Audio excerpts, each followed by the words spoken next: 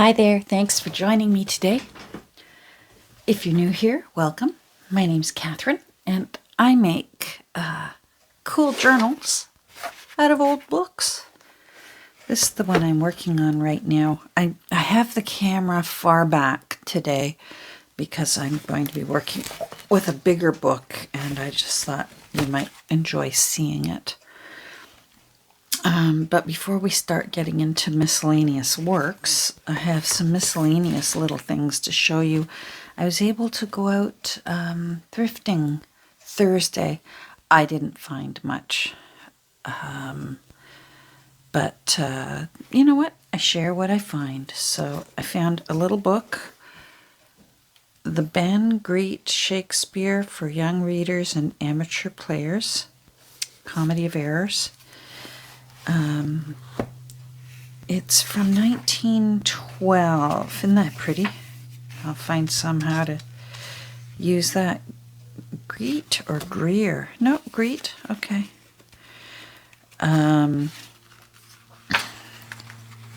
Tiny print here. It says 1912. It's missing this side of the end papers, and oh, I wish it was there because it's so pretty. Look how pretty that is. I wouldn't mind an entire wall of wallpaper in that. I just find that so peaceful. I love all the colors in it, just the browns and the greens and the golden yellows, little hints of blue here. I love it. Anyhow, it's a nice size, and yeah. That'll make a nice little journal. Nice color. I love green. Might be my second favorite color. A little bit of jewelry. Here, I'll stand up. A little bird. It almost, that tail makes it look like it's a bird of paradise almost. So it's a brooch. It's quite nice. Quite sturdy. I don't see any markings on it anywhere. Sometimes if you're lucky, you'll find a little marking on the back and that you've actually got quite a piece of art. Sometimes you can find, but I like that. That will go on a book at some point. Found these little earrings at the hospital auxiliary, and they were $1, yes, but for 50 cents each. I'll take them apart because I like those leaves, and I think they'd look pretty dangling off a pin on the side of a book, or maybe even on a book that you put, some charms or something dangling through an eyelet down at the bottom. I think they'd look nice. So I grabbed those 3 things. I also got myself a top. You know what? I'll get the top. I'll show you the top. Not very often, but sometimes I find some cool tops. I like really huge, cozy tops in the winter. And I love mustard yellow. And this is huge. It's a 2XL. I think it's a men's. It was over in the men's section. And I'm not afraid to purchase men's shirts because they're just big and comfy. I don't know. Looks like it was George. That's Walmart, right? It feels like it's still quite new. There's nothing worn on it, and I checked and checked. There's no stains down the front. Usually for my shirts, there ends up being stains down the front.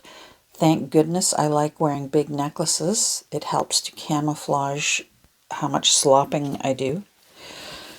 So that was at the hospital auxiliary for $2. So I'm happy. I'm looking forward to cozy weather so I can wear it.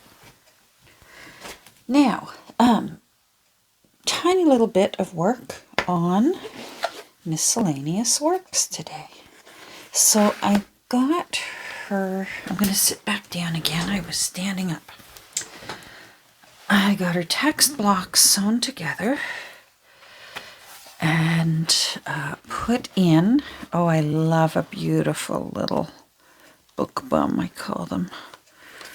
Beautiful little book bum. There's 11 signatures in here, and it nestled in. It got saddled in beautifully this time, unlike the last book that I had to take it out and saddle her up again. So that one did nice job. I put in a permanent ribbon. I figured with 11 signatures, it's worthy of at least one permanent bookmark ribbon bookmark.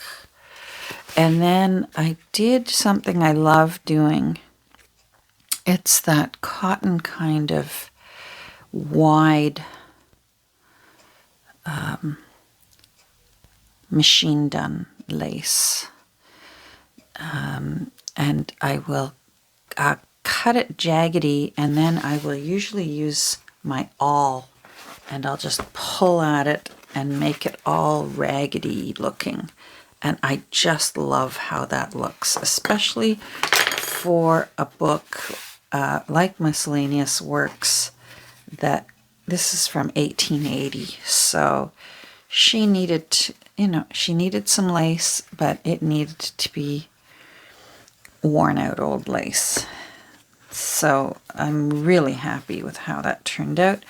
I'm happy with how the 1930s wallpaper turned out for the front and back. I do have some more details to put in. I have some more pockets I want to put in. You can see here I've got a really nice pinch. So I've got room to play. And I would like to put in some more tucky places. I added this lace along the bottom, and I like how that looks. I think that looks pretty. So I'm happy with that. She's very worn looking, and I'm here for it. I like it. I put in a cool pocket. Now let me find it. I used the bottom of a bag. Where did I put it? We may end up taking an entire tour of the whole book for me to find the pocket. Oh, I put this in. How cool is that? It's out of a 1940s guidebook to Bournemouth. Hope I'm pronouncing that properly.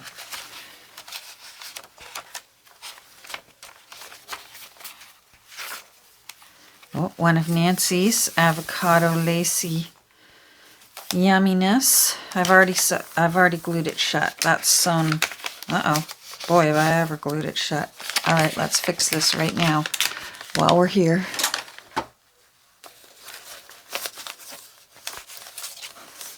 Oh, I did, didn't I? Look at that.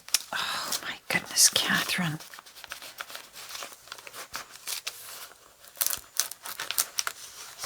There. There. Phew. Okay. We saved the day. Nancy, you just outdo yourself when you make these. So pretty, that rosy pink that you get with the avocado.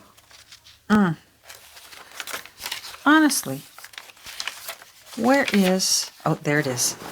So I made this pocket out of the bottom of a paper bag. Now, although I sewed around the edge of it, I didn't want to ruin how nice this spread is for the new owner. I mean, look at that. So much wonderful room on that. So that's why I only sewed here. I was just going to do this as the pocket. Let me get a piece of paper so that you can see better how it's going to look when I finally put something in it.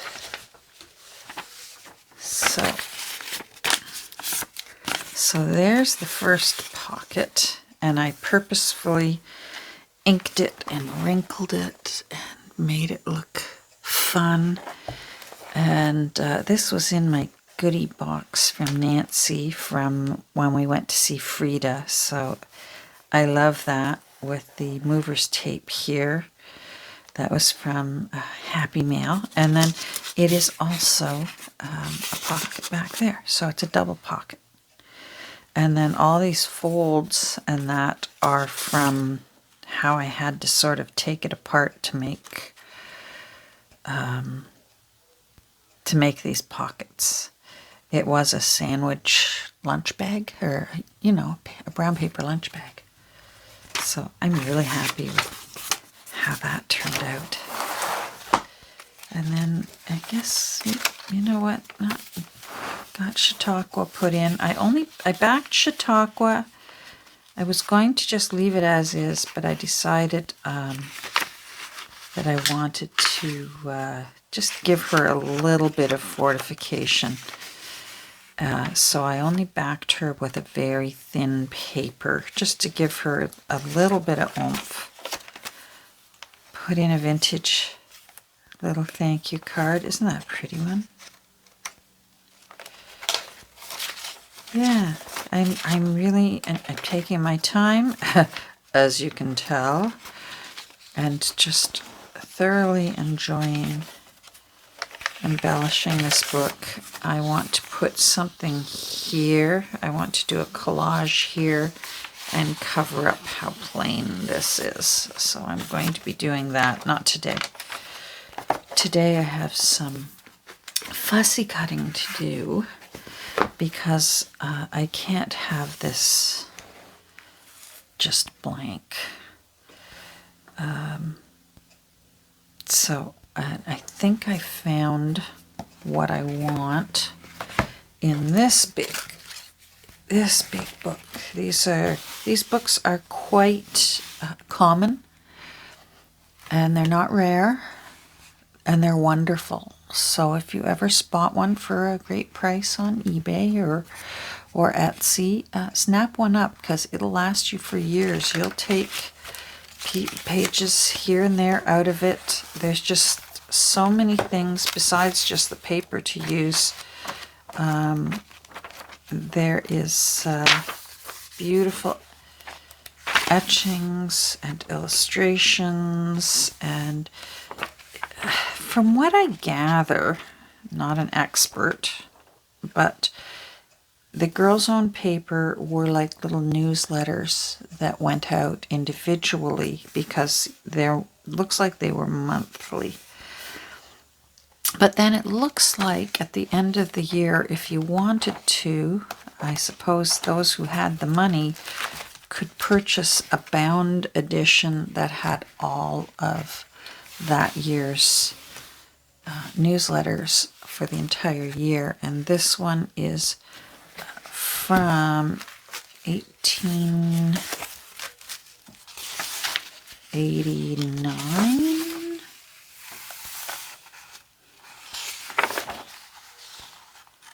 1888, and then it goes through to 1889, I believe. Yes. So, see what I mean? Oh, so beautiful.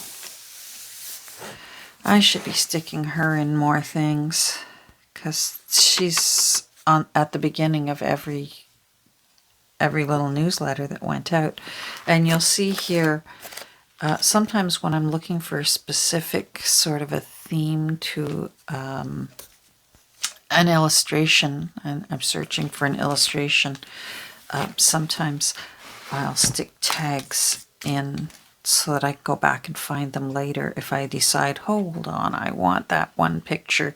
Because can you imagine trying to re-find it again in a book such as this? So these are well worth it. I lucked out and found mine at my Kirby book sale, so I was very, very fortunate with mine. And what I found, I've got to find somewhere to put this. what I found, I think, that I want to put in it is this. And if you can see, obviously here's the mailman, and he's got letters, and she's hopefully anticipating a letter, and she's looking over her shoulder. It says here, surely there were footsteps coming this way. So obviously it's a forbidden letter, and maybe it's from something miscellaneous. So anyhow, I want to fussy cut these two characters and find a way to fit them on the front of Miscellaneous Works. So that's what we're going to do today, hopefully. And if not, I'll have two really cool fussy cut people if it doesn't work. Now, I found this in the meantime, because initially, let me stand up and make sure I've got this clear. Initially, I really loved the title of this article, A Gossip on Portfolios, How to Make and Adorn Them. And it goes on and on to explain how to make your own portfolio. And I just thought, oh my goodness, that's what we do. So in a way, right, we're making books, we put together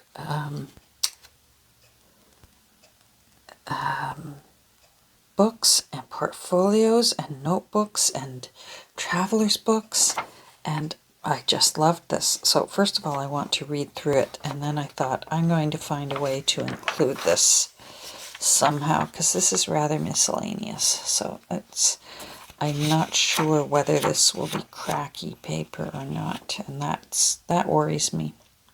I'm going to have to think about how I'm going to approach this, because it's certainly appropriate for what we do. So I'll get started with the fussy cutting, but fussy cutting can be kind of dull to just watch. So I may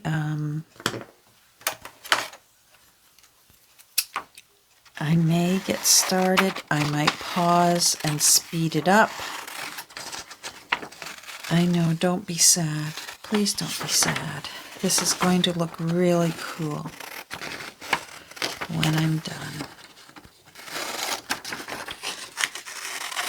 I promise.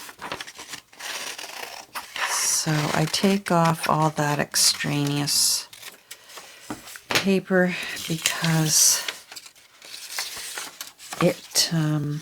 I might save that. I'm going to put it aside just in case. So I do think what I'll do now is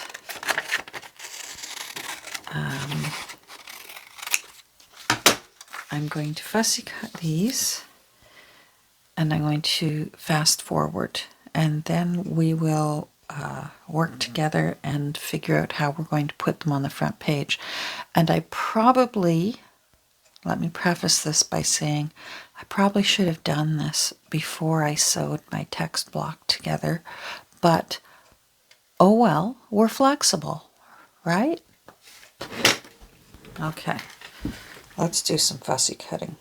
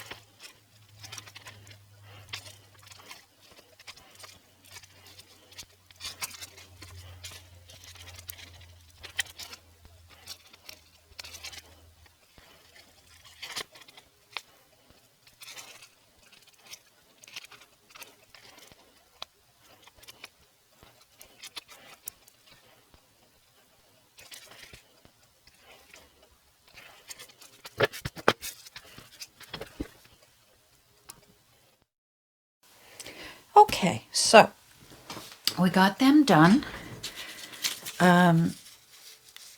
For anyone who's a little intimidated by fussy cutting, you can see how taking it piece by piece, it's a little less daunting. So I look for, I call it a smooth run. That's a smooth run. And right there. And sometimes I'll come at it from one angle, sometimes I'll come at it from another, and then I'll meet. And you'll also notice that sometimes in a corner there, you probably saw me go at it a couple of times. It can be really tempting to just give it a tug. Don't make that mistake. I've done that. And sometimes you can actually end up tearing because the attachment is actually bigger than you really think. And you can ruin all your hard work of your fussy cutting. So now for this kind of fussy cutting, I really do find these Fiskars shears, what are they called? Easy Action. I like them mainly. I have arthritis in my hands, and the spring means I don't have to open them. See how these scissors, I have to physically open them and close them, open and close. Whereas this, I just have to squeeze, they open themselves. So I really, these are my go-to scissors for just about everything, but sometimes for great big, long things, yes, I'd still love a big pair of shears. These aren't the best ones, but they belong to my mom, so they're kind of special to me. You can still fussy cut with this size of shears. You can do this fussy cutting if you make use of that tiny little right there and just go around very carefully. You can do it. But I just find, for the money, save your coupon for whatever craft store is near you and get yourself a pair. I have a few pairs because I live in panic that Fiskars might say, oh, we don't feel like making this anymore. That always seems to happen with things that I love, oh, we're not going to make that anymore. And so I have a few pairs, and then I also have one that I haven't even opened. It's in a package. So, and I have a pair over by my sewing machine that just stay over at the sewing machine. I actually have a string tied to them and tied to my sewing machine so that I can't carry them off somewhere else, because I do that too. All right, so let's get to work here. Now, these are big. I'm not going to be able to fit them completely onto this front page of Lord Macaulay. Hold on, I'm looking for something here, and I'll show it to you, and then you'll go, oh, Catherine, that makes sense. Here's the text block.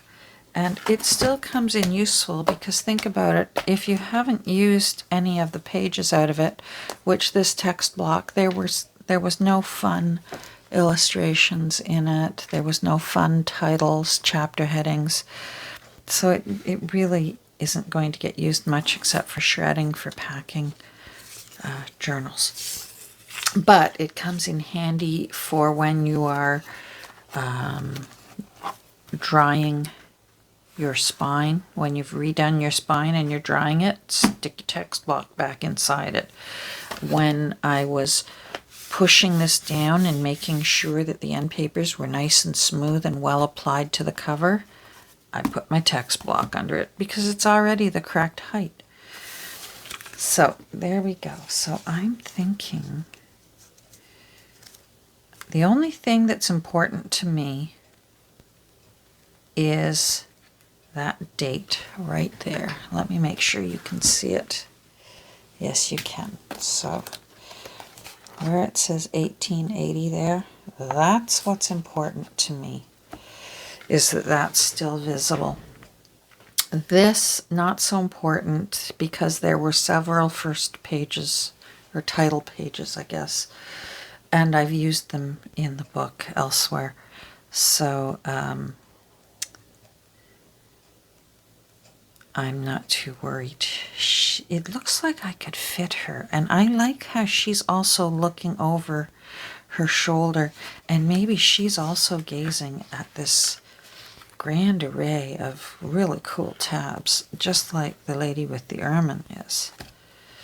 And then this gentleman, I have a feeling I may have to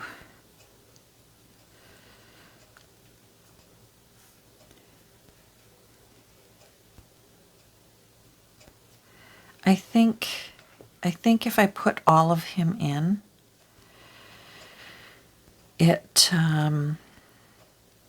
he dominates the page, and I think I'm going to run him off the page. And in the original drawing, I do believe he was a little lower than she was at the angle of the drawing. Now I'm going to have to go back and look. I guess it really doesn't matter. I like that. I like this. So this is how it's going to be. Now here's my challenge. Is gluing onto old paper like this, because it's going to affect this side, and you're going to see the wrinkled bits of glue. So what I will be doing, and I can't do this part on camera, I'm going to be using aerosol glue. I'll show you the kind I use. So let me pause and I'll go get it. I use this kind.